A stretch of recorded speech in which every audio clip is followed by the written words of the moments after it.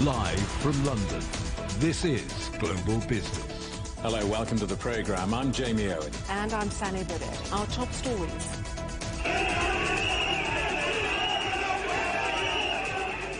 Reports of deaths, injuries and Kenya's parliament on fire as thousands of people protest against tax rises.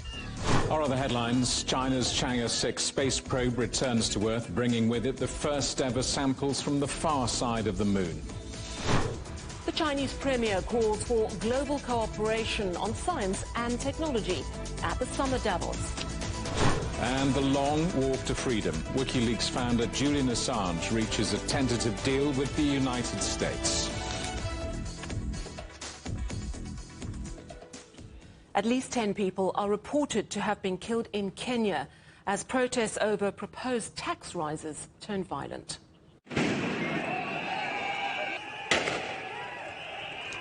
Witnesses say the police opened fire on protesters as they attempted to storm the Parliament building. The clashes came as lawmakers approved a finance bill after removing some of the most controversial tax rises which had been proposed, including those on bread and cooking oil. Well, our correspondent Jen Copestake is following events for us. Well, tell us more about these protests, first of all. So, Jamie, as you said, we've seen protesters and demonstrators trying to storm the legislature building there in Nairobi. We've seen dozens of people wounded, reports that sections of the Parliament building set ablaze, as we can see in some of those pictures on the screen. So lawmakers, as we heard, were trying to pass a legislation to raise taxes there and opened fire. The police opened fire with tear gas and water cannon after they failed to disperse the crowds earlier in the day. A Reuters journalist reported seeing the bodies of at least 5 protesters outside the Parliament, whereas a paramedic reporting to Reuters had said they have seen 10 protesters shot dead, and reports of 50 people also wounded by gunfire. That's coming from another paramedic called Richard Ngumbo, who said that he was getting protesters inside ambulances outside of the Parliament. So the police eventually did manage to drive the protesters away from the buildings using tear gas and, as we heard, live gunfire.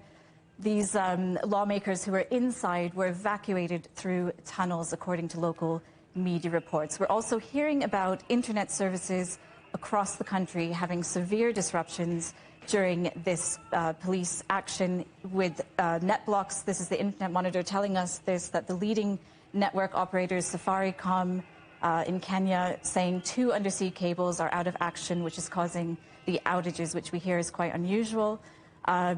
Across the country, there's reports of other protests and clashes about these tax laws taking place.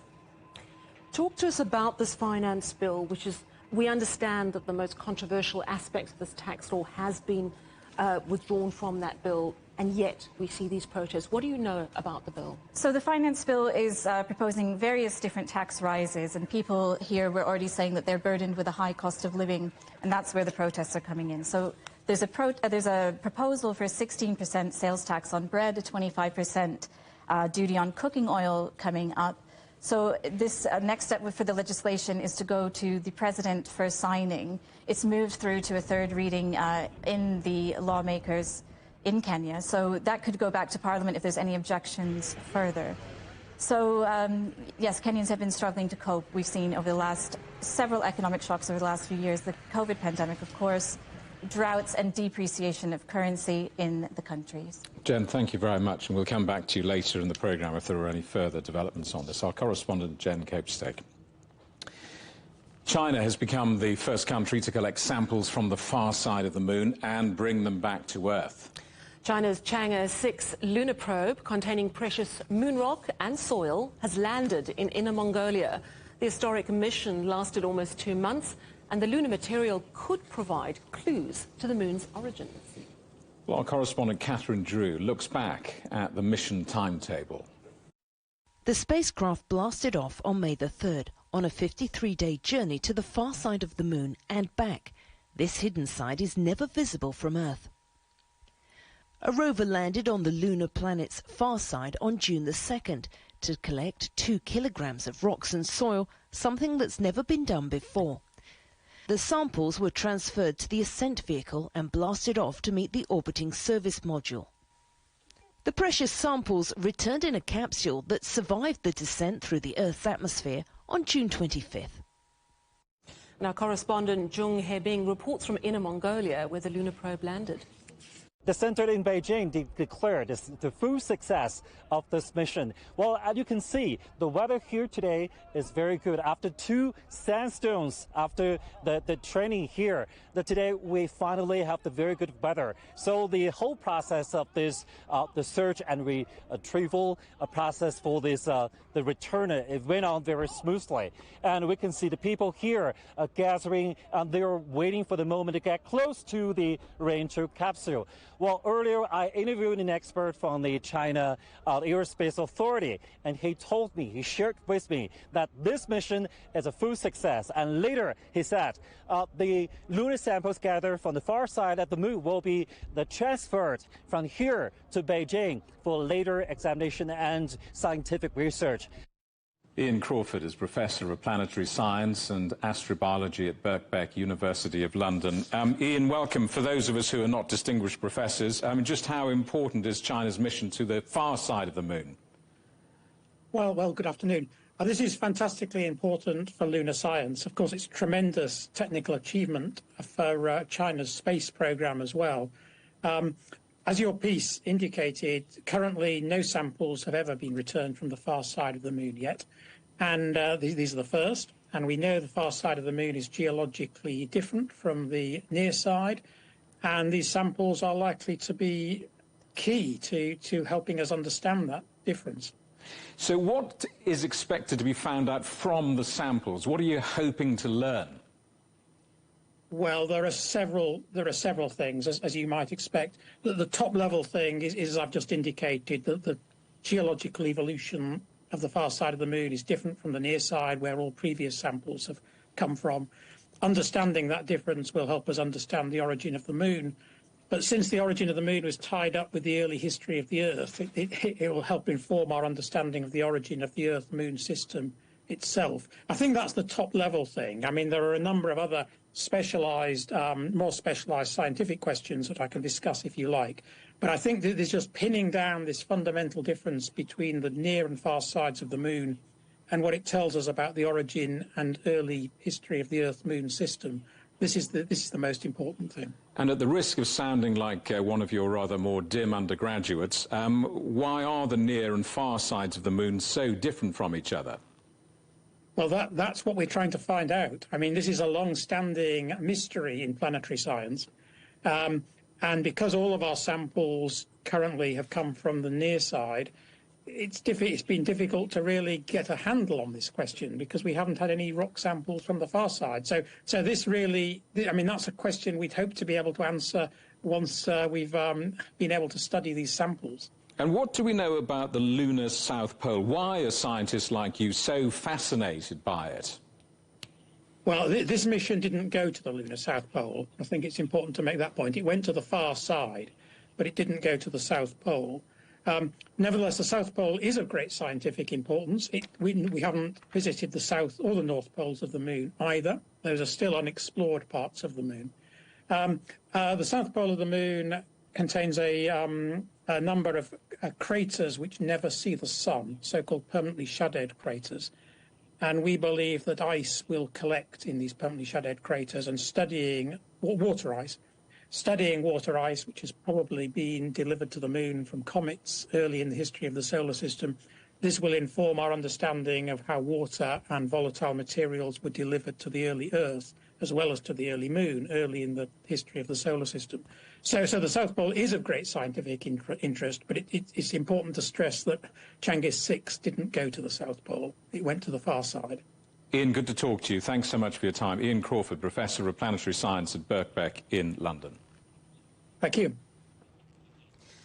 Shares in the Danish pharmaceutical giant Novo Nordisk have hit a record high after the announcement that its popular weight loss drug Wegovy has been approved for use in China. The number of overweight people in China is projected to reach 540 million by 2030, but Novo is already struggling to meet demand for its weight loss jab.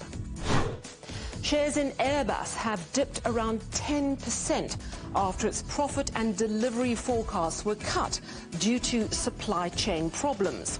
The European aerospace giant expects operating income to be as much as $1.5 billion less this year as it struggles with supplies of engines, cabin equipment and structural components such as wings. Ford is recalling over 650,000 F-150 pickup trucks worldwide. Vehicles produced from 2014 have been found to downshift into first gear, causing drivers to lose control or the rear wheels to lock up. Dealers will update the module software in the recalled vehicles. The owner of Vauxhall Motors is threatening to halt production in the UK unless the government does more to boost demand for electric vehicles. In Britain, 22% of all new cars sold must be EVs, but Stellantis says the demand is just not there, and the government needs to provide tax incentives for consumers. You're watching CGTN. Still ahead. Briefly, the world's most valuable company, the rise and fall of Nvidia. Next.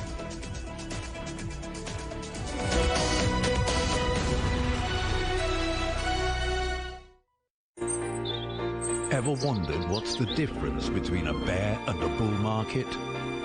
Where are the cash cows? And who are the lame ducks? And what exactly are black swans? Grey rhinos? And unicorn companies?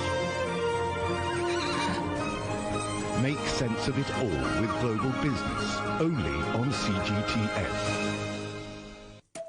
I think it should be more global cooperation. I would like to hear more the voice of the developing countries. Globalization has lifted more than 1 billion people out of poverty. The green transition has to happen. It's a necessity.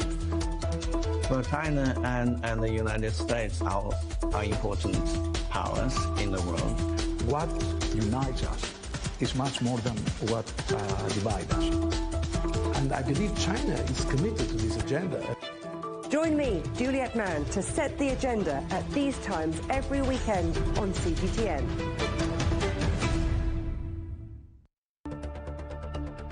Events have consequences. Words create impact. One more offensive in a long line of battles that's been ongoing for more.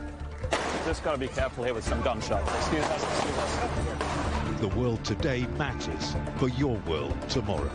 The number of casualties is growing quickly. Why, this is one of the hardest hit towns in the region. The world today, every day on CGTN.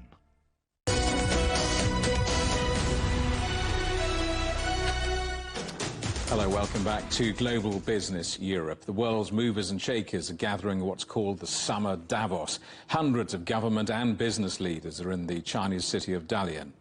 China's premier, along with Poland's president and Vietnam's prime minister, are among the attendees. Our correspondent Xu Sin Chen reports. It's been 5 years, and the Summer Davos has returned to northeastern China's Dalian, a coastal Chinese city.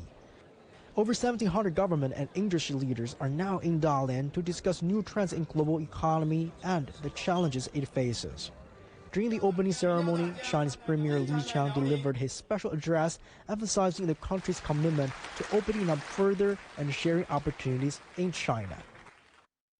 In recent years, we have continued to promote high-quality development, accelerate the cultivation of new quality productive forces, and foster new drivers of growth. These efforts have provided strong dynamism for China's economic development and created greater cooperation space for companies around the world.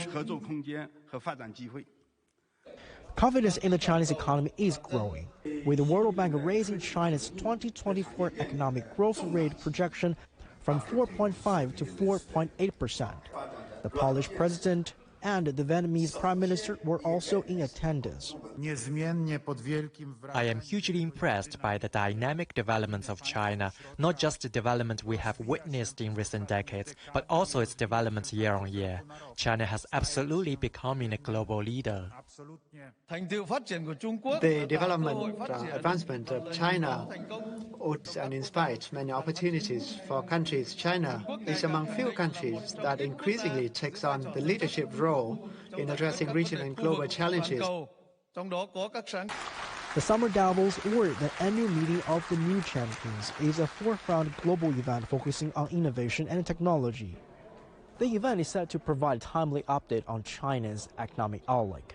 With the world tuning in, this gathering can also offer new insights into the Asian and the overall world economy. China is not just a manufacturing base, but also a very large consumer market of 1.4 billion people and an innovation hub that offers new opportunities for growth. Xu Xingchen, CGTN, Dalian, Liaoning Province. Xiaolin Chen is head of international at Crane Shares. She's watching events in Dalian. My first time at Davos, I have to say, very excited to listen to Premier Li's open speech. It lasts about 20 minutes, and I have to say, the whole speech is a lot of reconfirmation and reassurance to global investor. First, Premier Li opened up the speech of acknowledging the global challenges, right at the center of the stage that China face and also the rest of the world face. That gave me an indication that he and his team is very firm on the supportive policy that is in China in place will continue to go ahead. Second, he also acknowledged achievement achieved by Chinese corporates, particularly in the new green space. And he also acknowledged that how much they have contributed to the 2030 and 2060 target that China set out in the Global Prince. I was very amazed. It's actually 35 times Premier Li mentioned innovation, so stay innovated. He also called for the corporates to stay at the front and center to lead this innovation. And he also said he believes AI, clean technology, clean energy / healthcare tech will be the greatest industry that China will continue to focus. And he said he wouldn't be surprised if that is trillions of dollars of industry going forward. But domestically, we have to see that weak consumption and property market woes seem to have dampened China's near-term element. And now we can see both the US and the EU have trade tensions with China. So how do you think that investors are still confident in the Chinese market? I think at the end of the day, the Chinese government will continue to stay very committed to provide the liquidity needed for those industries to take off. All the liquidity in the system, I think Premier Li mentioned fiscal and monetary policy will stay accommodative, which is reassuring to hear that. And I'd agree that our external challenge is still remain the same. But I just think Premier Li said it himself. He says this is a market, has 1.4 billion. It's a very unique. It has a very complete ecosystems in place. The international multinational companies need China and vice versa. He literally said this, let's make the pie bigger rather than making the pie smaller by become protectional of each other. Let's work together. I just repeat what he said. I couldn't agree more. The world needs so much of innovation and technology. The world needs so much working together to achieve it. And the World Economic Forum is not only about China's economy. And according to the latest report from the World Economic Forum, 17% of economists surveyed expected global economy to worsen this year, a significant improvement compared with 56% in January. But we are looking at geopolitical tensions and lingering economic headwinds across the world. So what are contributing to the confidence? Geopolitical tensions, geopolitical risk is always there. It's always going to be there. Market has pressed in a lot of those kind of downside risks, potentially introduced by geopolitical risks. At the beginning of the year, a lot of the economists are predicting U.S. will have hard landing. Okay, U.S. may have to cut 7 times. All of that has been scraped out of the table. They are now thinking U.S. may have probably a soft landing or even will be just okay. That's market expectations, street expectations. to the US now, and shares in Nvidia have opened slightly higher in New York after more than $500 billion was wiped from its market cap in a three-day sell-off. The chipmaker briefly overtook Microsoft last week to become the world's most valuable company, but it's lost 16% of its value since its peak last Thursday. Let's talk to our correspondent, John Terrett in New York. Hello, John. So what on earth is going on with Nvidia? Hello.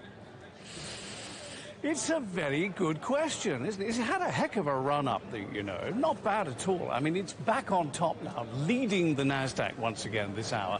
I noticed just a few seconds ago, Nvidia shares were up about 5%.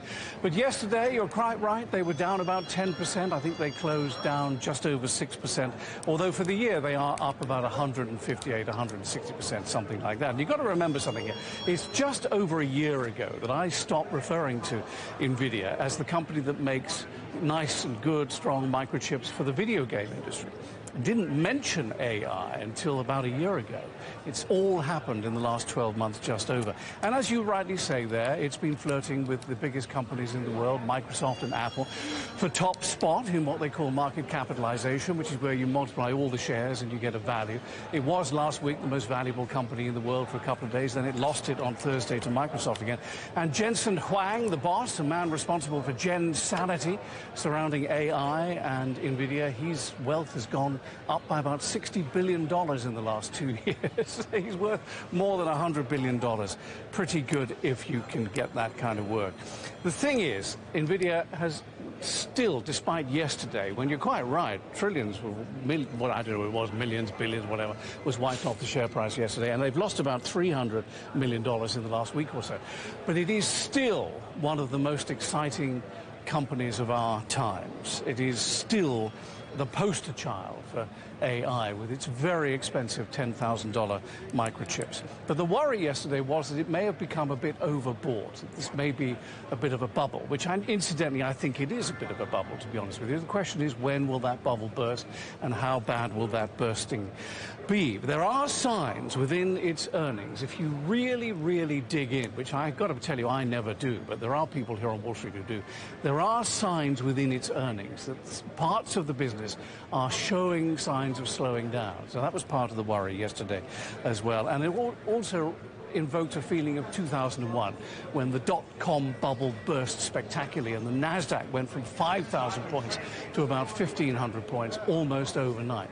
The difference between 20 years ago and now is that all these company earnings are very strong, and we have 5G, which enabled us to carry the stuff that goes out on the internet and on social media, which we did not have back in 2001. Nonetheless, the Nasdaq had its worst day since April yesterday, led by the chips, led by Nvidia, but it's all pretty much turned around now. Yesterday, stocks rotated out of techs into energy and into healthcare, which are also very promising sectors. But it's turned around now, as I say. At the moment, the Dow is down about 0.9%. The S&P 500 and the Nasdaq are up. Both of them are driven by Nvidia. The Nasdaq because it is trading there, the S&P 500 because of the broad nature of the market. The Nasdaq's up 1.3% at the moment, and I will tell you, the mood here is to buy anything that involves AI right now. That is just the way it is. How long that lasts, I don't know. So Nvidia back on top for now. Meanwhile, its closest competitor, Microsoft, in a spot of trouble with the EU. How big a deal is this? Well, it isn't a deal at all. I mean, this is the thing. I've got to be perfectly honest with you. You know, this rather makes Wall Street very angry when we see this kind of stuff coming out of the Commission. I mean, they look askance, you know, which means that they're looking with suspicion and with sort of disapproval, if you will, really, from here on Wall Street where I am. Because they say, okay, Europe, all right, how many big-name companies like Apple and Alphabet and Nvidia have you got? What is it, 1 now, 2, 3, 4, is it 5 have you got? Oh, no, you haven't got any, have you? No, and yet you keep attacking these companies here in America. I'm just reporting what they say, okay? So, Brussels, if you're listening, this is what they say here. No one cares about you going after these companies, unless, of course, there's an issue regarding the safety of teenage girls or mental health. That's a different matter. But when they keep attacking these companies in America from Brussels for antitrust issues, people just look the other way and they say, oh, okay, well, fair enough. Do you know how much money Apple has on cash on hand? It's billions. They'll just pay the fine, they'll agree to a remedy and move on. And in this case, we're talking about Microsoft, and this is what will happen here as well. Microsoft Teams is being accused by the Commission of they say they abusively bundle Teams with Office. Well, Microsoft rather diplomatically says we'll work to find a solution and address the Commission's concerns, and they will simply move on. And Apple was in the same predicament on our program yesterday. The Commission, or whatever, they've got sweeping new powers in Europe to deal with digital issues. They call it the DSA, Digital Services Act, and they were going after Apple under that yesterday, and Microsoft again today. But look, you know, Microsoft shares are up 1/3 of 1%. They're up 21% for the year. Apple is up 13% of the year. I think that tells you a lot about what Wall Street thinks about these antitrust attacks coming out of the Commission. And by the way, yesterday's against Apple was only a preliminary report. It may not actually happen, but it sure did make news here. All right, John Terry-Newell, thank you so much for chatting to us. Argentina has entered a technical recession after a fall in first quarter GDP. The new president, Javier Milei, has implemented a tough austerity program as the country grapples with triple-digit inflation and a steep deficit. Our correspondent Joel Richards reports. Argentina's economy shrank by 5.1% in the first quarter of 2024, according to figures released by the National Statistics Agency, the INDEC, on Monday. This data gives us the clearest indication so far of the impact of President Javier Milei's economic policies since the Libertarian took office last December. Milei is currently in Europe, visiting Spain, Germany and the Czech Republic. He left Argentina buoyed by a wave of positive news. Monthly inflation dropped for the 5th consecutive month, and Congress is close to finally passing Milei's much-vaunted reform bill and fiscal package, which the government considers key to implementing its economic plan. But the question remains when economic recovery will begin. Argentina's farmers are holding back on exports as they hope the government will remove taxes and foreign exchange controls. Retail sales, as well as industrial activity, show few signs of picking up. And all of this adds up to the International Monetary Fund downgrading its forecast for 2024, expecting Latin America's third-largest economy to contract by 3.5% this year. Joel Richards, CGTN, Buenos Aires. The WikiLeaks founder Julian Assange has struck a deal with United States authorities, pleading guilty to one espionage charge in return for his freedom. Assange is en route to the US Pacific territory of Saipan, where the agreement is due to be finalized. Assange's long-running legal saga began in 2010 following WikiLeaks' publication of secret military and diplomatic documents about US operations in countries including Iraq and Afghanistan. Assange's wife says they will continue the fight to clear his name. I think that the correct course of action from the US government should have been to drop the case entirely.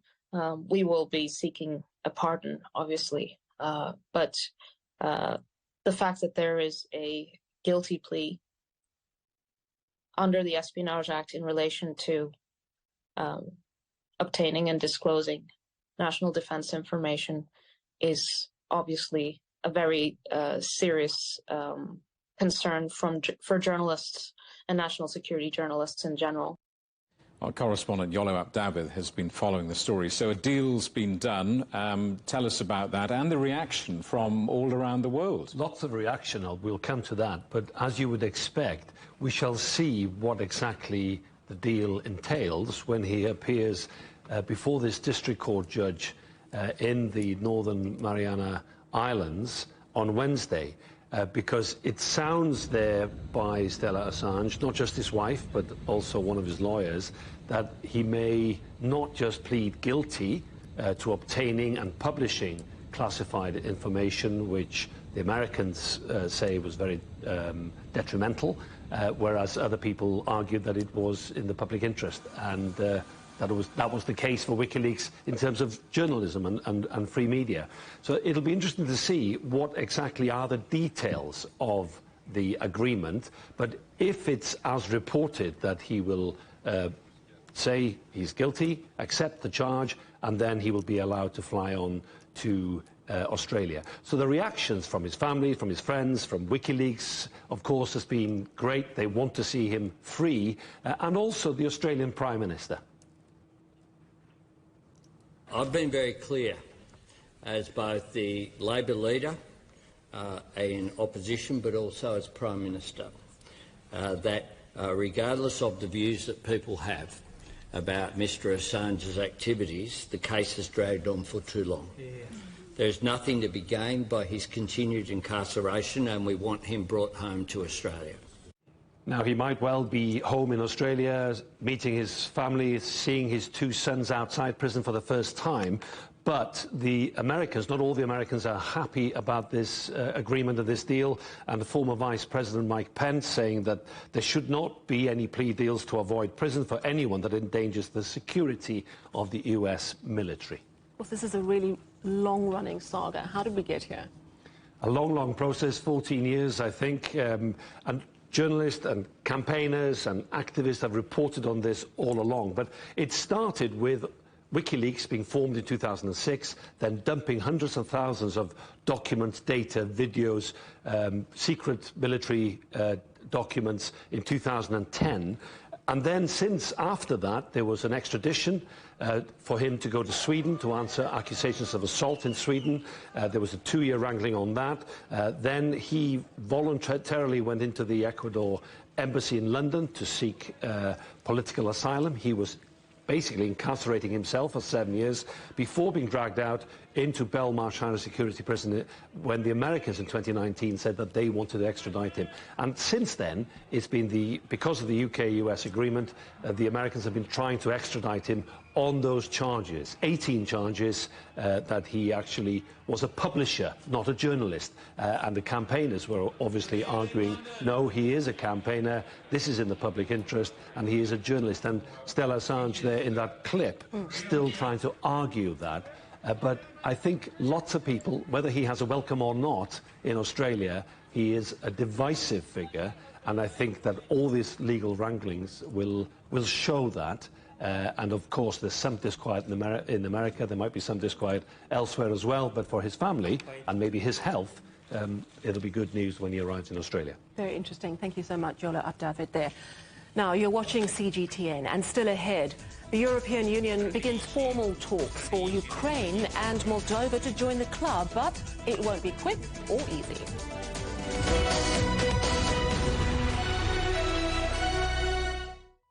What do we mean when we talk about the difference?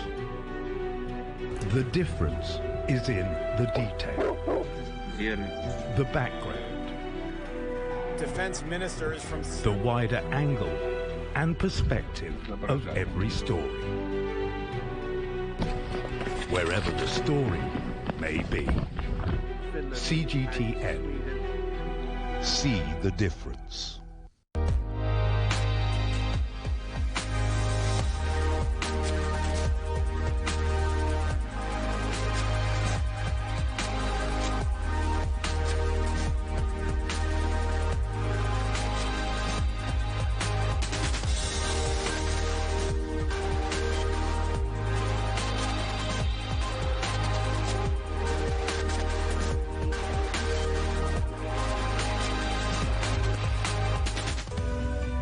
We are all connected.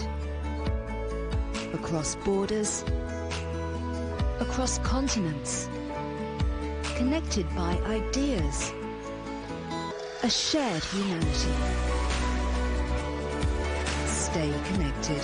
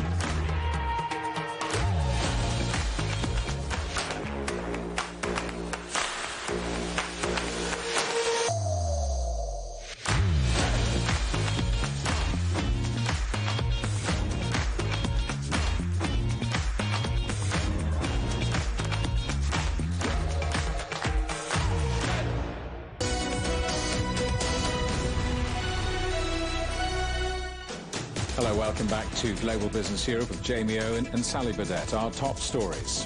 As many as 10 people reported to have been killed in Kenya as protests against tax rises turned violent. China's Chang'e 6 space probe has returned to Earth with the first ever sample from the far side of the moon. And the WikiLeaks founder Julian Assange has reached a tentative deal with the United States to secure his freedom.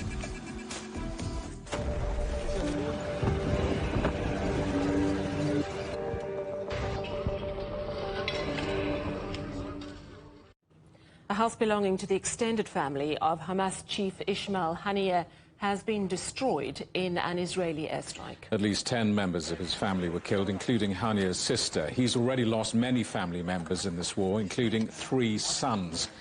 2 schools being used as shelters have also been hit, killing 14 people. It was around 1:30 in the morning when we heard a blast. The entire school woke up to find a room engulfed in flames. I rushed downstairs like everyone else, and I found my brother, his children, his wife, and another elderly person around 80 years old, all their bodies in fragments. People seek out schools for shelter.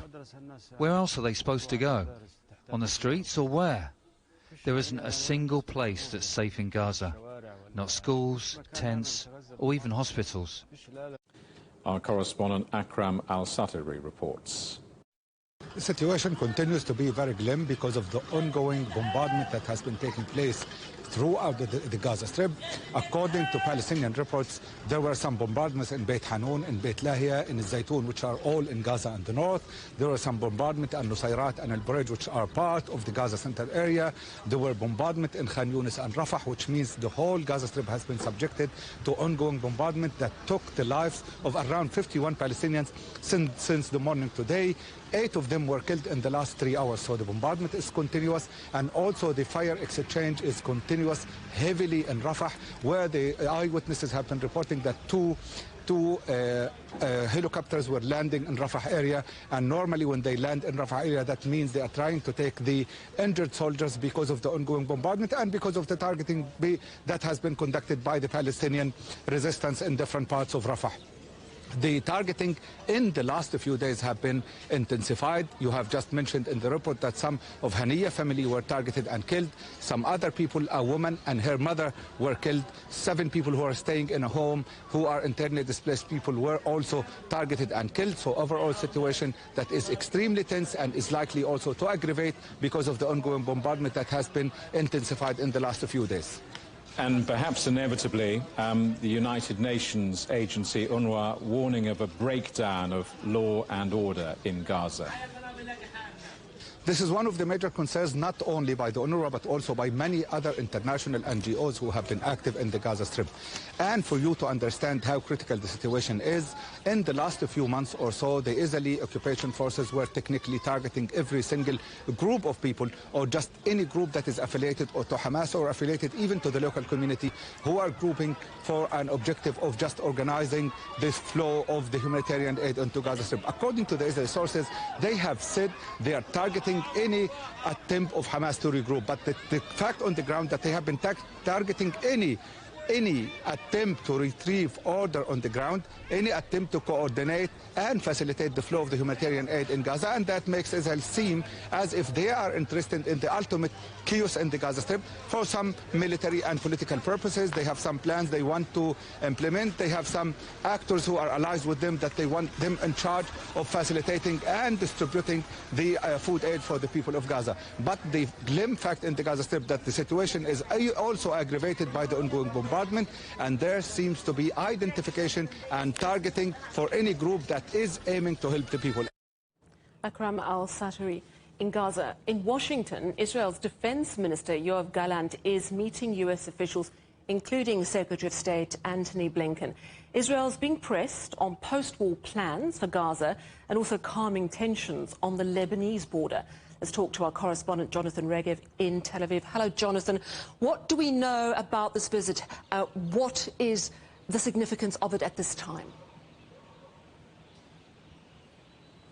The significance at this time is especially, but not only, but especially looking at the north. If really a war ignites with Hezbollah, Israel would need all of the American assistance it can get, both diplomatically and militarily. This is why Defense Minister Yoav Gallant met with military officials in the United States, also met with, for example, with Amos Hochstein, who's the U.S. envoy to the region, who's trying to broker some kind of a deal between Israel and Lebanon, so far unsuccessfully. And also with Antony Blinken, who's in charge of U.S. diplomacy, because we know that if a war breaks out in the northern border, it will be bloody, it will be difficult for both sides, and Israel would need all of the diplomatic assistance it can get. It also had to deal with Gaza, as you mentioned, also the issue of the day after. What happens in Gaza once the war is over? That is something that the Americans are looking on this issue for a concrete answer from Israel. And they're not getting it because, let's remember, the Israeli coalition is made up by far-right parties who are opposed to any kind of Palestinian control over the Gaza Strip once the war is over. Clearly, not Hamas. We're not speaking of Hamas. All of the Israeli political spectrum opposes to that. But there's a Palestinian Authority, which some in Israel say should control the Gaza Strip. But many in the government are saying this is not the case. The Americans are thinking otherwise. And in between stands Yoav Gallant, who has to play along with all of these cards. I'm not sure he's been successful at doing so. Of course, within Israel itself, Netanyahu heads a coalition government, and that balance is quite a delicate one as well. Today we heard from the Supreme Court in Israel that for the first time, as I understand, ultra-Orthodox Jews are going to be drafted into the army. Talk to me about the potential implications of that decision. We just said that Benjamin Netanyahu depends on the far-right parties headed by Bezalel Smotrich and Itamar Ben-Gvir. That is true. On the other hand, the other pillar on which this government stands is the ultra-Orthodox parties, two parties which also the government and the coalition strongly depend on. And there's a pact between Benjamin Netanyahu and these two parties. The ultra-Orthodox are telling Netanyahu, you make sure that this situation remains in which our sector, the ultra-Orthodox sector, their boys do not go to the army just like the other sectors, and we, the ultra-Orthodox, will give you support. We'll make sure you remain as a prime minister. But things, of course, have changed. The Israeli army is saying that it needs all of the eligible men that there are in order to fight the war. Israel is a small country with a small population, and now engaging in a war in two fronts. The estimates speak of more than 60,000 ultra-Orthodox who do not go to the army, as opposed to the other sectors in Israeli society, and the army strongly needs them. The Supreme Court today, after many years of tricks here and there, has said it loud and clear. The ultra-Orthodox have to go to the army. They cannot remain in their rabbinical schools and be funded by the state. There are parties, of course, opposed to it. And if Netanyahu is not able to find some kind of a solution, these parties may tell Netanyahu, you know what, our pact is over. If you can't deliver for us, we perhaps cannot deliver for you. All right, thank you so much for that update. Jonathan Regev coming to us live from Tel Aviv. The European Union has begun formal talks for Ukraine and Moldova to join the group. This comes after the EU's 27 members approved the start of negotiations amid the war in Ukraine. Moscow has warned that Moldova's accession to the EU would have a very negative impact on the country, where Russian troops remain stationed in the disputed region of Transnistria. Our correspondent Will Denslow reports now from Brussels. Well, heading into these accession negotiations, representatives for both Ukraine and the European Union described it as a historic moment, but it is just one step on a long path to gaining membership of the European Union. Included in these negotiations around 35 different topics, ranging a number of issues, be it tackling corruption in Ukraine and Moldova, things like environmental regulations, taxation, just included in the areas that these nations will need to be deemed by the other EU states to be complying with, to gain access to the EU. Ukraine is very much earmarking 2030 as a potential date that they could achieve and clear all those potential barriers, and Ukraine's representatives heading into these negotiations say they're committed to making these reforms. This is a truly historical moment for my country. All the nation stands as one behind this decision, and indeed it's a very solid milestone of Ukraine's future membership in European Union, but also the future development of Ukraine. Well, several Balkan countries and countries like Turkey have been negotiating for years over joining the EU. I mean, is Ukraine or Moldova's attempt to join going to be any different?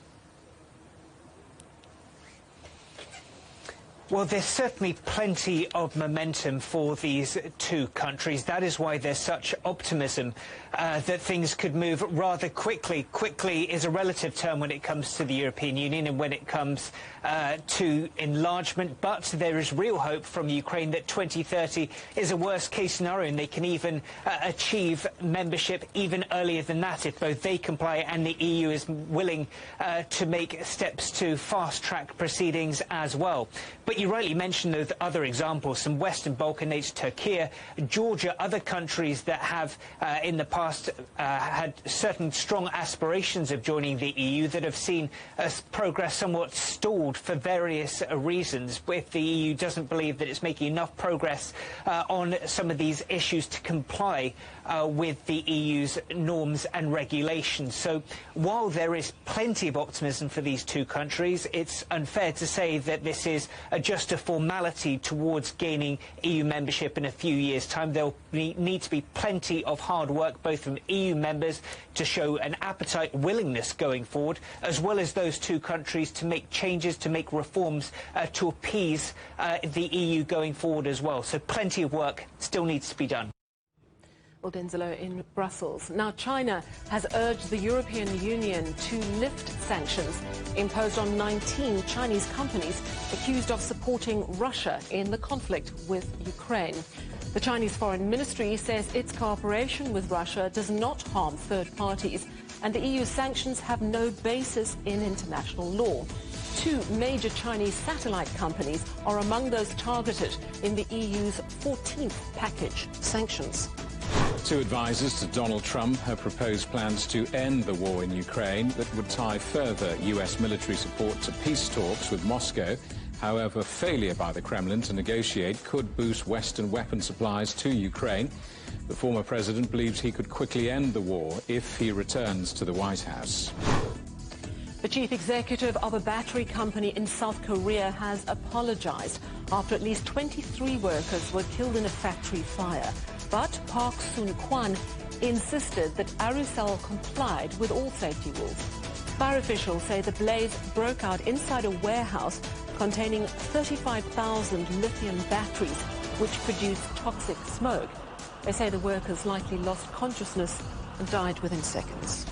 Japan's Emperor Naruhito and his wife are on a state visit to the United Kingdom. King Charles and Queen Camilla joined the visitors in a Horse Guards parade and carriage procession in London. The Emperor's visit aims to celebrate and deepen military, cultural and scientific ties between the two countries. The Emperor's visit was postponed in 2020 due to the pandemic. You're watching CGTN. Still ahead, thousands of Dutch fans turn Berlin orange ahead of their match against Austria.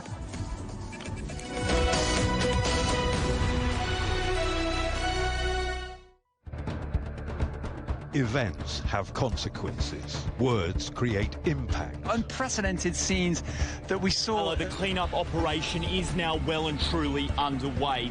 Parts of southern Europe remain in a state of emergency. Context gives meaning. People make history. Far more than 1,000 people have come here today. But authorities are still on high alert. So now we've actually become the border on this road. A complex world demands a comprehensive view.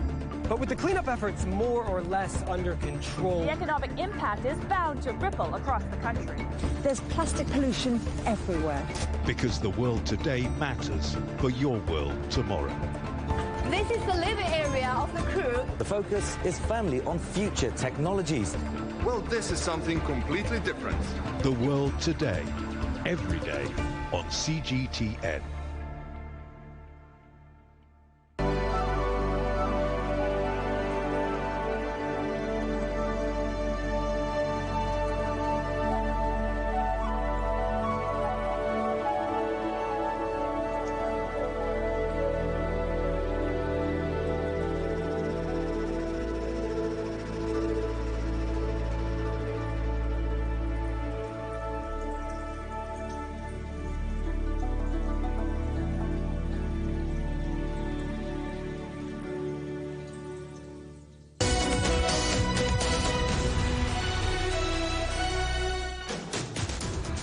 Welcome back to Global Business Europe. The European football market grew by 16% to, wait for it, $38 billion in the 2022-23 season. This is according to Deloitte's annual review of football finances. Well, our correspondent Siobhan McCall is following the story. The scores on the doors. Thanks, Jamie. Yes, while the overall European market grew close to $40 billion, the so-called Big Five leagues led the way. The English Premier League, Spain's La Liga, Italy's Serie A and the German and French top flights contributed more than $21 billion. A rise in matchday sponsorship and matchday incomes saw their combined revenue jump 14% compared to the season before. The English Premier League, the world's most popular division, saw its aggregate revenue in 2022-2023 hit close to $7.8 billion, a record amount. That was predominantly driven by increased broadcast and commercial revenue. Manchester City had the highest commercial revenue in the Premier League that season. The champions' $440 million was almost 30 times more than the club with the lowest commercial revenue. That was Bournemouth. And in the women's game, England's win at the Euro 2022 helped fuel a 50% growth in revenue for Super League clubs, which hit $60 million. And with increased matchday attendances, broadcast revenues and more investment, that is forecast to surpass $85 million next season.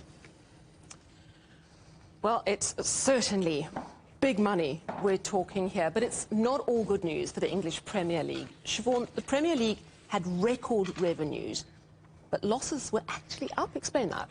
Yes, Sally, as you say, record revenues, but losses actually went up to $870 million. So why was that? Well, there's several reasons. One of them is as simple as infrastructure. For example, clubs looking to get new stadiums. Everton, one example, they invest money in that.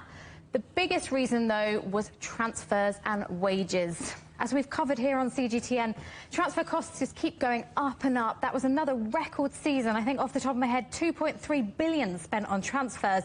So when that comes into it, you know, it's tough to clubs to abide by the profit and sustainability rules. In fact, only 4 clubs reported pre-tax profits. Brighton, the stand-up one, is $168 million because they've made some really shrewd sales. One club, Aston Villa, had the highest pre-tax profit loss, though. That was $150 million. So even though they finished 4th last season, it's going to be quite hard for them to comply with the rules. They're probably going to have to sell some of their best players. But it's not all bad news for the Premier League, because revenues are projected to go up more than $8 billion by the end of this coming season, which is 2024 to 2025. So good news for them on that. I thought it was all about the love of the beautiful game, but it's all about money and profit, isn't it? What a terrible shock this has been. Euro 2024 on at the moment. We'll be talking about that in a minute. But what does something like that do for club revenues? Well, good question, Jamie. So how it works with Euro 2024 and indeed any Euro competition is actually it generates the money for football's European governing body, UEFA. Then they take out their competition costs and then they redistribute the money. So I've got an example, Euro 2016. I'm using that one because the Euro 2020 tournament was disrupted by COVID, so it's not really an accurate example. That generated $2 billion in gross revenue. When UEFA took their costs out, it went to around $1.4 billion. Euro 2024 is expected to generate $2.5 billion in gross revenue, and then when that's taken out for cost, it'll be around $2 billion. So what about the clubs? Well, They get a sort of thank you payment for releasing their players for the tournament. That's around 255 million, but that's between them. Most of the money goes to foundations to promote the growth of football around the European region. But one really important thing that money can't really play into is fan engagement. Fans might see players they like playing for a national team, and I think, actually, I might go and support that Premier League or that La Liga team because I like that player. So you can't put a price on that. That's full-time. That's your full-time whistle now. Siobhan, thank you very much. Our correspondent, Siobhan McCall. Let's move on to international football and Euro 2024. Two-time champions France playing already eliminated Poland in their final group match. It's currently goalless. France starting with the captain, Kylian Mbappe, who broke his nose in their opening game, will top the group if they win, and the Netherlands don't, if you see what I mean. Austria currently 1-0 up at half-time in their match against the Netherlands. If France and the Netherlands win, goal difference will decide who finishes in first place. A win for Austria will see them go through. And our correspondent Peter Oliver has been speaking to fans in Berlin. We don't have so many opportunities to be in a tournament like this. So when we are at a tournament, we'll celebrate. Yeah. And we love Holland, so we travel all the way. Yeah, we all love Holland. Yeah. Together. Could it be a repeat of '88 and the Dutch go all the way? Yeah, I think so. Easy win. Everything beyond like a victory tonight would be a disappointment. Confidence from Austria. Very. We have to be. I mean, we have the best team for a long time, right? So we got to go through it. This is the Austrian mentality. We don't care if we are the only ones here. We come here. We knew it. Hey, they said, don't come here. It's going to be dangerous. What are they going to do? You're going to have a good time. And it's the same thing on the pitch. What are they going to do? Confidence from Austria. This is always all we have. England have already made the round of 16, but they'll want 3 points against Slovenia in Cologne to avoid a knockout clash with the host Germany. As will Denmark if they beat Serbia in the other match in Group C. But it will be Serbia who progress if they win and Slovenia fail to beat England. We'll soon know. And that's it for Global Business Europe. Thank you for watching. Coming up next on CGTN is Africa Live. We'll see you again tomorrow, same time, same place. From all of us here in London, goodbye. Goodbye.